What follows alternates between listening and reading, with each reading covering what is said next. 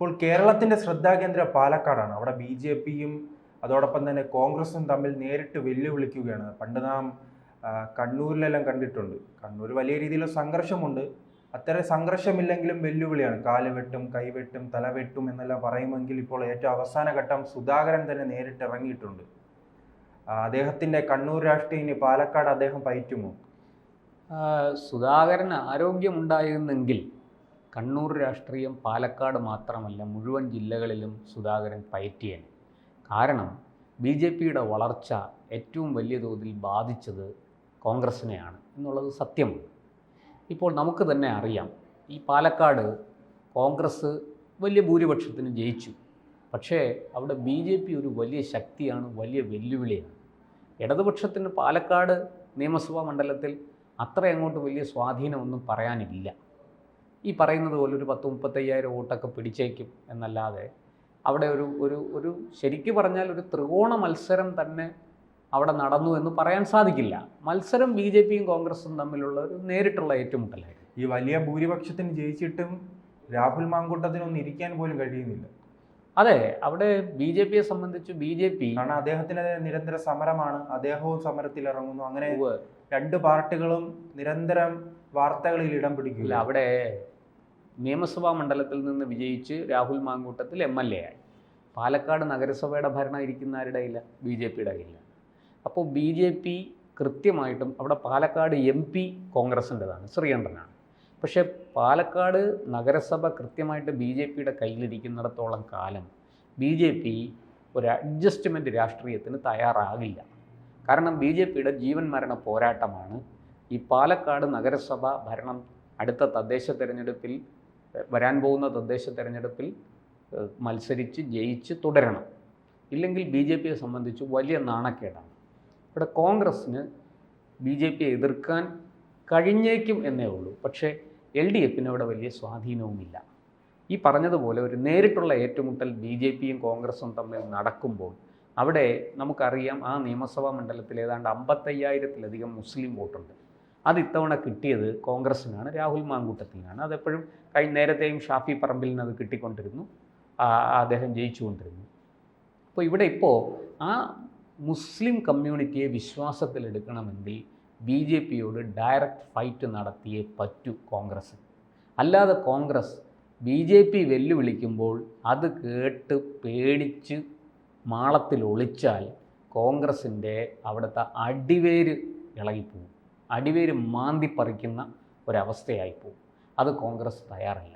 പ്രത്യേകിച്ചും സുധാകരനെ പോലെ ഒരു ഫൈറ്റിംഗ് മെൻറ്റാലിറ്റിയുള്ള ഒരു പോരാളിയായ ഒരാൾ KPCC പ്രസിഡൻ്റ് ആയിരിക്കുമ്പോൾ അതൊരിക്കലും നടക്കുകയുമില്ല. സുധാകരൻ ഒന്നിനെയും പേടിക്കുന്ന ആളല്ല. നമുക്കറിയാം, കണ്ണൂർ രാഷ്ട്രീയത്തിൽ സുധാകരനും CPM തമ്മിലുള്ള യുദ്ധം അല്ലെങ്കിൽ ആ സംഘർഷം എന്തായിരുന്നു, ഏറ്റുമുട്ടൽ എന്തായിരുന്നു എന്ന് കേരളം കണ്ടതാണ്. അല്ല, പക്ഷേ സുധാകരന് പറഞ്ഞിട്ട് പോവാം, ഈ അടി വാങ്ങാനുള്ളത് പാലക്കാട്ടിലെ കോൺഗ്രസ്സുകാരാണല്ലോ. അത്രയ്ക്ക് കാരണം അവിടുത്തെ ബി.ജെ.പി അവിടുത്തെ ഈ ജിഹാദി ഗ്രൂപ്പുകളായ പോപ്പുലർ ഫണ്ടുമായി നേരിട്ട് അടിച്ചു നിൽക്കുന്നവരാണ് അവിടുത്തെ ബി.ജെ.പിക്കാർ. അപ്പോഴൊരു ഈ കോൺഗ്രസ് VD സതീശന്റെ രമേശ് ചെന്നിത്തലയുടെയും കോൺഗ്രസിനെ നേരിടാൻ ബി.ജെ.പിക്കാർക്ക് വലിയ ശക്തി എടുക്കേണ്ട ആവശ്യമില്ലല്ലോ. പൊതുവെ കോൺഗ്രസ് കേരളത്തിൽ ദുർബലമായി കഴിഞ്ഞു.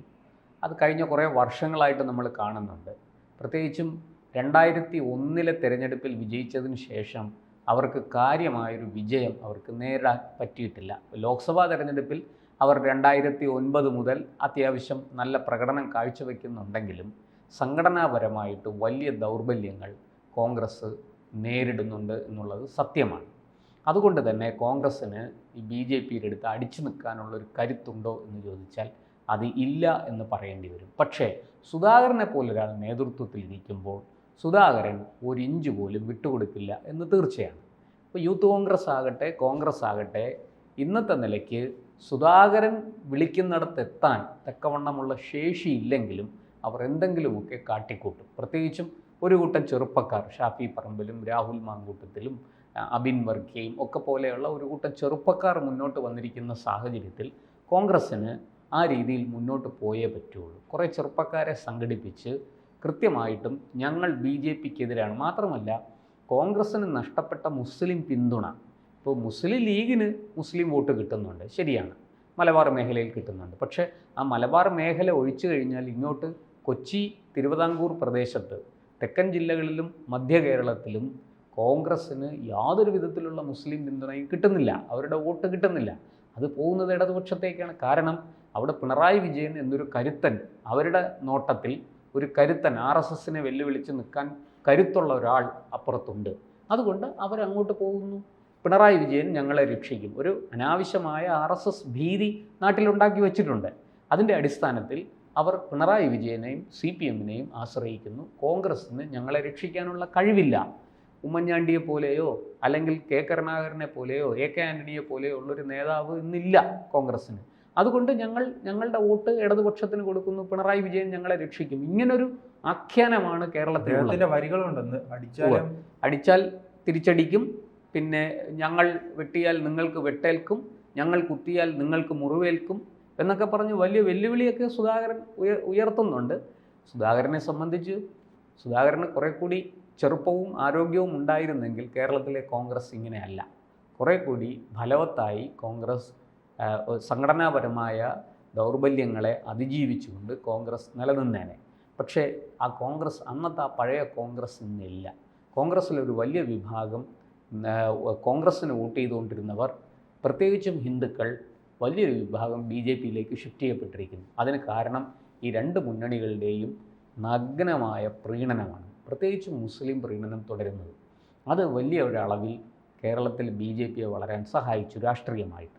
ഇനി ഇപ്പുറത്ത് നമ്മൾ കോൺഗ്രസിൻ്റെ CPMൻ്റെയും കാര്യം എടുക്കുകയാണെങ്കിൽ, CPM പിണറായി വിജയന് സ്വസ്ഥമായിട്ട് ഭരിക്കണമെങ്കിൽ നാട്ടിൽ സമാധാനം ഉണ്ടാകണം. അതുകൊണ്ട് മാർക്സിസ്റ്റ് പാർട്ടി ആയുധം താൽക്കാലികമായെങ്കിലും താഴെ വെച്ചു. കോൺഗ്രസ്സിന് ആയുധമെടുക്കാനുള്ള ശേഷിയില്ല. സുധാകരനെ പോലൊരാൾ തലപ്പത്ത് വന്നെങ്കിലും സംഘടന അങ്ങേയറ്റം ദുർബലമായിപ്പോയി. BJP ഒരു വശത്ത് സംഘർഷമില്ലാതായപ്പോൾ മറുവശത്ത് BJPയും ഒതുങ്ങി. പക്ഷേ വീണ്ടും ഒരു സംഘർഷം ഉണ്ടായാൽ ഇവരെല്ലാവരും ഉണരും. പക്ഷേ ഈ രണ്ടു കൂട്ടരും, പ്രത്യേകിച്ച് മാർക്സിസ്റ്റ് പാർട്ടിയും BJPയും ഉണരും. പക്ഷേ കോൺഗ്രസ്സിന് അതിനനുസരിച്ച് ഉണരാനോ ഉയരാനോ കഴിയില്ല എന്നുള്ളത് കോൺഗ്രസിൻ്റെ സംഘടനാപരമായ വീഴ്ചകളാണ്. അത് നിമിത്തം കോൺഗ്രസ്സിന് അങ്ങനെ ചെയ്യാൻ സാധിക്കുമെന്ന് എനിക്ക് തോന്നുന്നില്ല. പിന്നെ സുധാകരൻ ഇപ്പോഴത്തെ ഈ കുറച്ച് അണികളും കുറച്ച് മുന്നേറ്റവും ഒക്കെ ഉണ്ട് കോൺഗ്രസ്സിനിപ്പോൾ. ശക്തമായ ഭരണവിരുദ്ധ വികാരം രാജ്യത്തുണ്ട്, സംസ്ഥാനത്തുണ്ട്. അതുപോലെ കോൺഗ്രസ്സിന് നമ്മുടെ ഈ ലോക്സഭാ തെരഞ്ഞെടുപ്പിൽ വലിയൊരു വിജയം നേടാനായി. ഇനിയിപ്പോൾ വരുന്ന തദ്ദേശ തെരഞ്ഞെടുപ്പിലും കോൺഗ്രസ്സിന് ആ മുന്നേറ്റം ഉണ്ടാക്കണം. ആ മുന്നേറ്റം ഉണ്ടാക്കണമെങ്കിൽ ഈ ഉള്ള അണികളെ പിടിച്ചു നിർത്തണം. അത് പിടിച്ചു നിർത്താൻ ഇത്തരത്തിലുള്ള വെല്ലുവിളികൾ നടത്തിയേ മതിയാവും. അല്ലാത്ത പക്ഷം ഇവിടെ പാലക്കാട് BJPക്ക് മുന്നിൽ അടിയറവ് പറഞ്ഞാൽ അവർക്ക് വളരെ കൃത്യമായിട്ടറിയാം. പണ്ട് തിരുവനന്തപുരത്ത് ഒരു റോഡിനെ ഹെഡ്ഗേവാർ സ്ട്രീറ്റ് എന്ന് പേരിട്ടത്, ഹെഡ്ഗേവാർ റോഡ് എന്ന് പേരിട്ടത് കോൺഗ്രസിൻ്റെയും മുസ്ലിം ലീഗിൻ്റെയും പിന്തുണയോടെയാണ് കോർപ്പറേഷനിൽ. അല്ലാതെ അത് BJPക്ക് അന്ന് 6 കൗൺസിലർമാരേ ഉള്ളൂ. BJP വിചാരിച്ചാൽ ഒരു റോഡിന് പേരിടാൻ പറ്റില്ല. പക്ഷേ അന്നത്തെ കൗൺസിലിൽ BJPയും കോൺഗ്രസും മുസ്ലിം ലീഗും എല്ലാവരും കൂടെ ചേർന്നാണ് സ്വാതന്ത്ര്യ സമര സേനാനിയാണ് അദ്ദേഹം എന്ന് പറഞ്ഞ് അദ്ദേഹത്തിൻ്റെ പേര് അവിടെ ഇട്ടത്, ആ റോഡിനിട്ടത്. നമുക്ക് പത്മനാഭസ്വാമി ക്ഷേത്രത്തിൻ്റെ പടിഞ്ഞാറേ നടയിലുള്ള വാഴപ്പള്ളി മുതലുള്ള റോഡിന് പേരിട്ടത് അങ്ങനെയാണ്. അപ്പോൾ ഈ ഒരു സത്യം പക്ഷേ ഇന്ന് കോൺഗ്രസ്സിന് അംഗീകരിക്കാൻ സാധിക്കില്ല. കാരണം ഇന്ന് കോൺഗ്രസ് കൃത്യമായിട്ട് ഒരു RSS ഭീതി നമ്മുടെ കേരളത്തിൽ നിലനിർത്തിക്കൊണ്ട് അതിൻ്റെ നേട്ടം കൊയ്യുന്നത് കമ്മ്യൂണിസ്റ്റ് പാർട്ടിയാണ്. അതിനെ അതിജീവിക്കാനുള്ള കരുത്തിന്ന് കോൺഗ്രസ്സിനില്ല. അതുകൊണ്ട് തന്നെ കോൺഗ്രസ്സും നഗ്നമായിട്ട് കണ്ണുമടച്ച് RSSനെ എതിർക്കുന്നു. RSSനെ എതിർക്കുന്നത് ഞങ്ങളുടെയും ജീവവായുവാണ് എന്ന് കോൺഗ്രസ് വരുത്തി തീർത്തിരിക്കുന്നു. അതുകൊണ്ട് തന്നെ കോൺഗ്രസ്സിന് ഇത്തരത്തിൽ വെല്ലുവിളി നടത്താതെ മുന്നോട്ട് പോകാൻ സാധിക്കില്ല. അതുകൊണ്ട് അവർ അത് വളരെ ഭംഗിയായിട്ട് ചെയ്യാൻ ശ്രമിക്കുന്നു.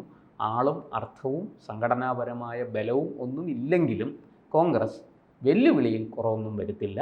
അത് പാലക്കാടാണെങ്കിലും കണ്ണൂരാണെങ്കിലും തിരുവനന്തപുരത്താണെങ്കിലും അവർ ആ രീതിയിൽ മുന്നോട്ട് പോകുമെന്ന് തീർച്ചയാണ്. കൂടുതൽ വാർത്തകളും വിശേഷങ്ങളും നിങ്ങളിലേക്ക് എത്താൻ ABC മലയാളം സബ്സ്ക്രൈബ് ചെയ്യുക, ബെൽ ബട്ടണും അമർത്തുക.